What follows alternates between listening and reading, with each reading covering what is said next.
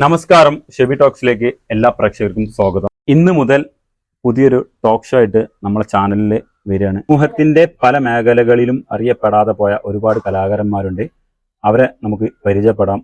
ഇന്ന് നമ്മുടെ അതിഥിയായി എത്തിയിട്ടുള്ളത് ജലീലാണ്. സിനിമ, സീരിയൽ എന്നിവയിൽ കഴിവ് തെളിയിച്ച ഒരു വ്യക്തിയാണ്. അപ്പോൾ നമുക്കിന്ന് പരിചയപ്പെടാം. ജലീൽ, പ്രേക്ഷകർക്ക് താങ്കൾ ആരാണെന്ന് കുറേ പേർക്ക് അറിയില്ല, എന്നാൽ കുറേ പേർക്ക് അറിയാം. അപ്പോൾ താങ്കൾ ആരാണ്, എന്താണ് നിങ്ങളെ പ്രൊഫഷൻ എന്താണെന്ന് നമ്മളെ പ്രേക്ഷകരുമായിട്ട് നിങ്ങൾ സംസാരിക്കുക. നമസ്കാരം ഷെബീർ. എന്നെ പറ്റി പറയാന്ന് പറഞ്ഞു കഴിഞ്ഞാല് എന്നാ നിങ്ങൾ കാണുന്നുണ്ടായിരിക്കാം റീൽസിലൂടെയും ചില സിനിമയിലെ ചില ഷോർട്സിലൂടെ ഒക്കെ നമ്മളിങ്ങനെ പലരും കണ്ടിട്ടുണ്ടാവും. ടി വിയിലൂടെ ഒക്കെ തിയേറ്റർ സിനിമകളാണ് ചെയ്തിട്ടുണ്ട്. മലയാളത്തിൽ ഏകദേശം ഒരു 10ഓളം ഫീച്ചർ ഫിലിമുകൾ അറിയപ്പെടുന്ന ആർട്ടിസ്റ്റിൻ്റെ കൂടെ ഞാൻ അഭിനയിച്ചിട്ടുണ്ട്. എൻ്റെ തുടക്കം വരുന്നത് ഈ ആൽബം വരുന്ന കാലഘട്ടങ്ങളിൽ ഹോം സിനിമ എന്ന് പറഞ്ഞൊരു സിസ്റ്റം ഉണ്ടായിരുന്നു നമ്മളവിടെ. ഇപ്പോൾ അന്യം നിന്ന് പോയി, കാരണം CD-യിലായിരുന്നു ചെയ്തിരുന്നത്. അപ്പോൾ CD വാങ്ങിയിട്ട് നമ്മൾ റെന്റിനും അതുപോലെ കാശ് കൊടുത്ത് CD വാങ്ങിയിട്ട് CD ഇട്ട് കണ്ടിരുന്ന ഈ ഹോം സിനിമകളുടെ ഒരു കാലഘട്ടമായിരുന്നു. അതിലൂടെയാണ് ഞാൻ ഈ ഫീൽഡിലേക്ക് കടന്നു വരുന്നത്. അപ്പോൾ അതിനുശേഷം കുറേ ഹോം സിനിമകൾ അഭിനയിച്ചിട്ടുണ്ട്, വീഡിയോ ആൽബങ്ങളിൽ അഭിനയിച്ചിട്ടുണ്ട്. പിന്നെ അതിനുശേഷമാണ് ഞാൻ സിനിമയിലേക്ക് വരുന്നത്. സിനിമ ഞാൻ എൻ്റെ ഒരു തുടക്കക്കാരൻ നിലയിൽ എനിക്ക് ആദ്യമായിട്ട് ഞാൻ കോമ്പിനേഷൻ ചെയ്ത് അഭിനയിച്ചത് മുകേഷിന്റെ കൂടെയായിരുന്നു. മുകേഷിന്റെ ഒരു കോമ്പിനേഷൻ, കൊട്ടാരത്തിൽ കുട്ടിബോധെന്നായിരുന്നു ആ സിനിമയുടെ പേര്. അത് മുകേഷിന്റെ കൂടെ ആയിരുന്നു അത് ചെയ്ത്. അതിനുശേഷം ഞാൻ ചെയ്ത സിനിമയായിരുന്നു ബ്രേക്കിംഗ് ന്യൂസ് ലൈവ്. അതിൽ കാവ്യമാധവന്റെ ഫ്രണ്ടായിട്ടായിരുന്നു. മൂന്നാർ കാറ്ററിംഗ് കോളേജിൽ പഠിക്കുന്ന ഒരു കാറ്ററിംഗ് സ്റ്റുഡൻ്റ് ആയിട്ടായിരുന്നു. വിനീതും കാവ്യമാധവനും മൈഥിലിയും ഒക്കെ ആയിരുന്നു അതിൽ സെൻട്രൽ ക്യാരക്ടറായിട്ട്. നമ്മുടെ വിഖ്യാതമായ ഈ പ്രശസ്തമായ ഈ സൗമ്യ വധക്കേസുമായി ബന്ധപ്പെട്ട് അതിന് ഉരുത്തിരിഞ്ഞുണ്ടാകുന്ന ഒരു കഥയാണ് ഈ ബ്രേക്കിംഗ് ന്യൂസ് ലൈവ് എന്ന് പറഞ്ഞ സിനിമ. അതിനുശേഷം ഞാൻ രഞ്ജൻ പ്രമോദ് സംവിധാനം ചെയ്ത റോസ് ഗിറ്റാർനാൽ എന്ന് പറഞ്ഞ സിനിമയിൽ ഇതുപോലെ നല്ലൊരു ക്യാരക്ടറും ചെയ്തിട്ടുണ്ട്. പിന്നെ അങ്ങനെ അതിനുശേഷം കുറേ പടങ്ങൾ ചെയ്തിട്ടുണ്ട്. ഇപ്പോൾ അവസാനം സുലേഖ മനസ്സിൽ വരെ എത്തിക്കുന്നു. അതൊക്കെയാണ് എൻ്റെ കലാലയ ജീവിതങ്ങൾ. ഇപ്പോൾ നിങ്ങൾക്ക് ഇപ്പോൾ ഏതെങ്കിലും ഇപ്പോൾ നിലവിലേതെങ്കിലും പടം എന്തെങ്കിലും വന്ന് എടുക്കണ്ട? നിലവിൽ ഒരു 2 പ്രൊജക്ട് സംസാരിച്ചുകൊണ്ടിരിക്കുന്നുണ്ട്. അതിന്റെ പേപ്പറിൽ വർക്ക് നടന്നുകൊണ്ടിരിക്കുകയാണ്. അപ്പോൾ ഈ വർഷം ലാസ്റ്റൊക്കെ ആയിട്ട് ഷൂട്ട് തുടങ്ങുമെന്ന് വിചാരിക്കുന്നു. പിന്നെ നിങ്ങൾ പുറത്ത് ചെയ്യുന്നത് റീൽസ് നമ്മളൊക്കെ ഒരുമിച്ചിട്ട് പ്രേക്ഷകർക്ക് അറിയാലോ? അതെ, നമ്മൾ ചെയ്യാറുണ്ട്. അത് പ്രേക്ഷകർക്ക് അറിയാമെന്ന് എനിക്കറിയില്ല. ഞങ്ങൾ റീൽസ് ഒക്കെ ചെയ്യാറുണ്ട്. അപ്പോൾ ഞങ്ങൾ എൻ്റെ നാട്ടില് തലക്കടത്തൂർ അരീക്കാട് എന്ന് പറഞ്ഞ സ്ഥലത്താണ്. അപ്പോൾ ഞങ്ങൾ ഒരുപാട് പേരുണ്ട്. അപ്പോൾ ഞങ്ങൾ സ്ഥിരമായിട്ട് ഇപ്പോൾ ഇൻസ്റ്റാഗ്രാം റീൽസ് ചെയ്യുന്നത് അതാണ് ഇപ്പൊ നമ്മളെ ഒരു ട്രെൻഡിങ്. എന്താ പറയാ, അതിന്റെ ഒരു ഭാഗമാണ്. അപ്പോൾ അതുമായി ബന്ധപ്പെട്ട് റീൽസ് ഒക്കെ ചെയ്യാറുണ്ട്. അതൊരു രസമാണ്. നമ്മൾ ഒരുമിച്ച് ഒരുപാട് ചെയ്തിട്ടുണ്ട്. തീർച്ചയായിട്ടും നമ്മൾ ചെയ്തിട്ടുണ്ട്. അതേപോലെ നമ്മളെ ഇന്റർവ്യൂ തന്നെ ഫസ്റ്റ് ജലീലിന് നമ്മളെ തീർച്ചയായിട്ടും ഷെബി ടോക്സിന്റെ ഒരു എപ്പിസോഡ് സ്റ്റാർട്ട് ചെയ്യുന്നു. ഇതുപോലുള്ള കലാകാരന്മാരെയും സമൂഹത്തില് മറ്റു കഴിവ് തെളിയിച്ച പ്രഗത്ഭരെയും പരിചയപ്പെടുത്തുന്ന ഒരു ഷോ ചെയ്യണമെന്ന് ഷെബീറിനോട് പറഞ്ഞപ്പോൾ അവർക്ക് ഓക്കെ, ഫസ്റ്റ് എന്നെ തന്നെ ചെയ്യാം, എൻ്റെ ഇന്റർവ്യൂ എടുത്ത് തുടങ്ങിക്കോന്ന് പറഞ്ഞു. അങ്ങനെയാണ് കാര്യങ്ങളിലേക്ക് എത്തുന്നതും. നമ്മൾ ഫസ്റ്റ് ഷോ ആണ്. ഇനി മുതൽ തുടർന്ന് മറ്റു പ്രഗത്ഭരായ ആൾക്കാരുടെ ഞാനൊരു വിഷയം പറഞ്ഞതാ. അതായത് ഞാൻ ഫസ്റ്റ് ജലീലിന് എനിക്ക് ഇങ്ങനെ ഒരു ആശയം വന്ന്, അപ്പൊ ആശയം വന്നപ്പോൾ ഞാൻ ഫസ്റ്റ് ജലീലിനെ വിളിച്ചിട്ട് ജലീലിനോട് ചോദിച്ച്, പിന്നെ ജലീൽ എങ്ങനെ ഒരു ആശയം എൻ്റെ മനസ്സിലുണ്ട്, നമുക്കൊരു ഇങ്ങനെ ഇന്റർവ്യൂ, നമ്മൾ ഒരുപാട് യൂട്യൂബും സോഷ്യൽ മീഡിയ നല്ല യൂസ് ചെയ്യുന്ന ആൾക്കാരാണ്. അപ്പോൾ നമുക്ക് ഇങ്ങനെ ഒരു പ്രൊജക്ട് ചെയ്താലോ വെച്ചപ്പോൾ ജലീൽ അറിയും 100% അതിനെന്താ, നിനക്ക് അതിനുള്ള എല്ലാ ഇതുണ്ട്, അപ്പോൾ നീ ശ്രമിക്കുക, എൻ്റെ കൂടെ ഫുള്ള് സപ്പോർട്ടായിട്ട് ജലീൽ ഉണ്ടാവുമെന്ന് എന്നോട് വ്യക്തമായിട്ട് അന്ന് പറഞ്ഞതിന്റെ അടിസ്ഥാനത്തിൽ തീർച്ചയായിട്ടും ഞാൻ ആവശ്യപ്പെട്ടു. അതന്നെ നമുക്ക് ചെയ്യാം. അപ്പോൾ ആള് ഫുൾ സപ്പോർട്ട് തന്ന് ഫസ്റ്റത്തെ ഇന്റർവ്യൂ ഇന്ന് ജലീലിന്റെ കൂടെ തന്നെ. അപ്പോ എന്റെ വിശേഷങ്ങളാണ് നമ്മളിപ്പോ കണ്ടുകൊണ്ടിരിക്കുന്നത്. പിന്നെ പ്രേക്ഷകർക്ക് അറിയാനുള്ളത്, ജലീൽ ഈ സിനിമ ഫീൽഡ് അല്ലാതെ വേറെ എന്തെങ്കിലും പരിപാടി ഉണ്ടോ ജലീലിന്?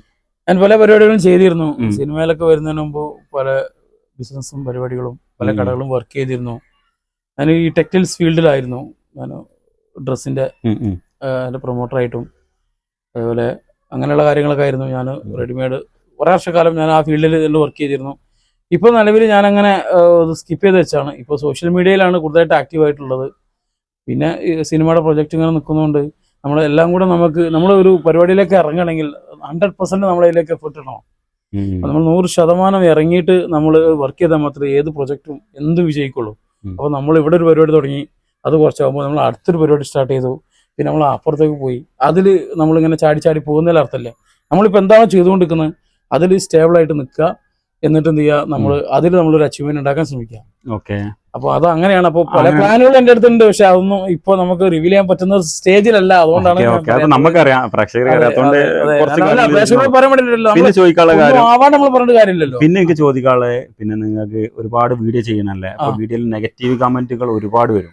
സത്യം പറഞ്ഞാല് എന്നെ സംബന്ധിച്ചിടത്തോളം എനിക്ക് അങ്ങനെ ഓവറായിട്ട് നെഗറ്റീവ് കമന്റ് വരാറില്ല. മാനസികാവസ്ഥ അല്ല, ഈ നെഗറ്റീവ് കമന്റ് എന്ന് പറയുന്നത്, കമന്റില് ഈ നെഗറ്റീവും പോസിറ്റീവും ഒന്നുമില്ല. ഓരോ വ്യക്തിക്കും അയാളുടെ കാഴ്ചപ്പാടിനനുസരിച്ച് നമ്മൾ കമന്റ് ഇടും. ചിലപ്പോ നമുക്ക് കേൾക്കുമ്പോൾ നമുക്കത് ഹെർട്ടാവും. അയ്യോ ഇന്നല്ലോ എന്നെ പറ്റി അങ്ങനെ പറയുന്നല്ലോ, ഞാൻ എന്ത് ചെയ്തു, അങ്ങനെ നമ്മൾ ചിന്തിക്കാൻ. നമ്മൾ സമൂഹത്തിൽ ഉണ്ടാകുന്ന ഈ പ്രശ്നങ്ങളും അല്ലെങ്കിൽ ഈ കമന്റ്സും ഈ കാര്യങ്ങളും നമ്മളെ ഈ പുറത്തുനിന്നുള്ള ബാഹ്യ ഇടപെടലുകളൊക്കെ നമ്മളിലേക്ക് ഉണ്ടാവും. നമ്മൾ അതിനനുസരിച്ച് നമ്മൾ നിൽക്കണം. നമ്മളൊന്നും അല്ലാതെ പോകും. നമുക്കൊരു റൂട്ടുണ്ട്, നമ്മൾ ആ റൂട്ടിൽ പോയിക്കൊണ്ടിരിക്കുക.